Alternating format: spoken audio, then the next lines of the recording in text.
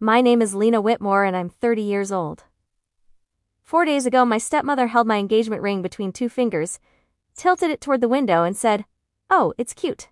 Very modest." Then she smiled at my cousin across the table. "Show her yours again, honey."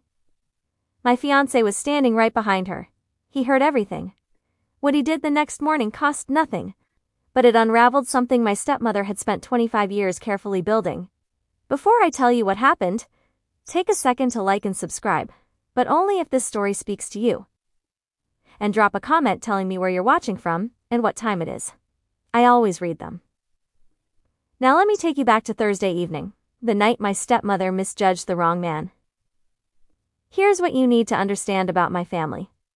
My stepmother, Carol Whitmore, is 55. She married my dad when I was 9 and has treated life like a performance ever since. Everything is curated. The house, the holidays, the guest lists. My dad, Thomas, is 62, retired accountant, quiet. The kind of man who avoids conflict so completely, it becomes his personality. Then there's my cousin Vanessa, 32, married into money, big house, bigger ring. The kind of life Carol loves to showcase. And then there's me. I'm a trauma nurse at Riverside Medical Center in Ohio. 12-hour shifts, night rotations. Real life, real stakes. Carol never introduces me that way. It's always, "This is Lena. She's busy." Izzy. Strong, not capable, not proud, just busy. I met Ethan Cole 2 years ago. He came into the ER at 2 a.m. with one of his employees. Kid had sliced his arm open at a construction site. Ethan didn't leave. He sat in that plastic chair for 6 hours. Didn't complain, didn't check his phone every 5 minutes. When I asked why he stayed, he said he shouldn't wake up alone. That was it. Ethan owns a small contracting business, builds homes, remodels kitchens, fixes things people depend on. He proposed 3 weeks ago in the backyard of the first house he ever renovated. String lights, folding chairs, nothing fancy. The ring, a thin gold band with a small emerald. Not big, not loud, but the kind of green that looks alive when the light hits it. I loved it immediately. I should have known Carol wouldn't. Thursday dinner was supposed to be family only. It wasn't. 2 of Carol's friends were already seated when we arrived. Wine poured, eyes curious.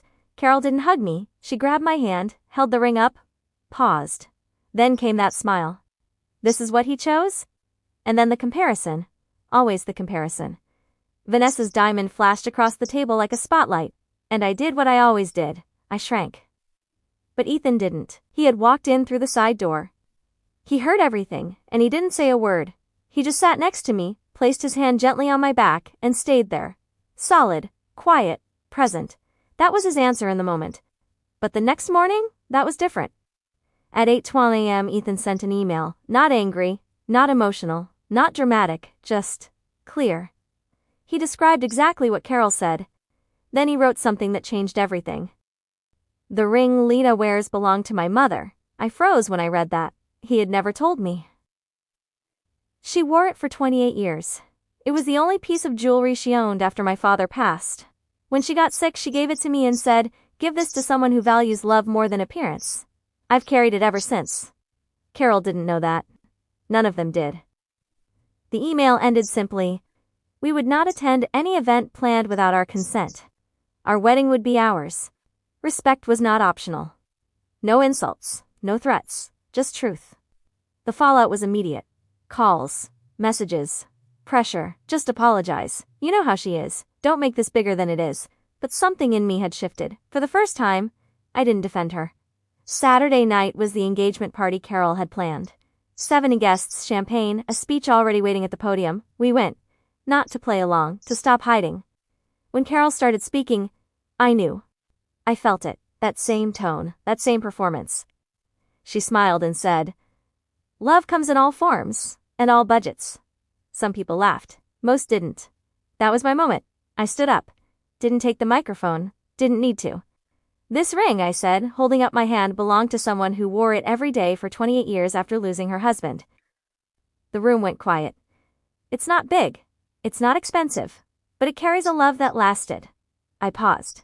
And I wouldn't trade that for anything in this room. No yelling, no insults. Just truth.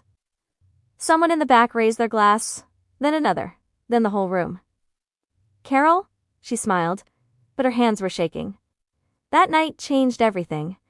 Not because I humiliated her, but because I stopped protecting the version of reality she built. A week later, she asked to meet, public place, neutral ground. Her apology wasn't perfect. I'm sorry if I hurt you. Not quite there, but closer than she'd ever been. And for the first time, I didn't chase a better apology. I set boundaries instead. No comparisons, no public commentary, no control over the wedding. Simple, clear, non-negotiable. She didn't argue. That surprised me more than anything. Things aren't perfect now, they probably never will be, but they're real, and real is better than perfect. Here's the truth no one told me for 30 years. Silence isn't peace, it's permission. Every time I stayed quiet, I taught her it was okay. Every time I laughed it off, I made it easier for her to keep going. Ethan didn't save me. He just asked the question I'd been avoiding. Would you accept this from anyone else? And the answer was no. The ring I wear isn't about status, it's about story, and no one gets to measure that. My name is Lena Whitmore. I'm a trauma nurse. I'm marrying a man who builds things that last. And on my hand is a ring that carries 28 years of love. No carrots. All meaning. If this story hit close to home, share it with someone who needs it. And if you've ever drawn a line with your family, tell me about it in the comments. I read everyone.